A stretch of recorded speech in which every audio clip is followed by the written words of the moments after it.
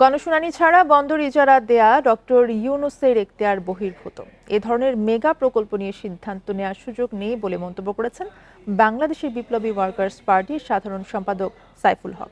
সকালে রাজধানীর জাতীয় প্রেস ক্লাবে বাংলাদেশের বিপ্লবী ওয়ার্কার্স পার্টি আয়োজিত অস্বচ্ছ প্রক্রিয়ায় কন্টেইনার টার্মিনাল চুক্তি সম্পর্কে জাতীয় রাজনৈতিক নেতৃবৃন্দের অংশগ্রহণে মতবিনিময় এবং পরামর্শ সভায় এসব কথা বলেন তিনি। সরকারি চুক্তি থেকে সরে না আসলে রাজপথে দুর্বার আন্দোলনের হুঁশিয়ারি দেন। এভাবে বিতর্কিত কর্মকাণ্ড অব্যাহত রাখলে এই সরকারের অধীনে রাজনৈতিক দলগুলো নির্বাচনে যাবে কিনা তা নিয়ে সন্দেহ প্রকাশ করেন তিনি।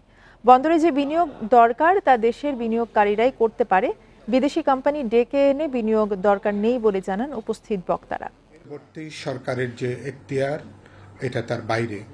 যে সরকার আর মাত্র 2.5 মাস আমরা আশা করি ক্ষমতায় আছেন, তার কি এমন বাধ্যবাধকতা, কি এমন ঠেকা পড়ল যে সরকারকে এত প্রবল বিরোধিতার মুখে তাকে দুটো চুক্তি স্বাক্ষর করতে হলো।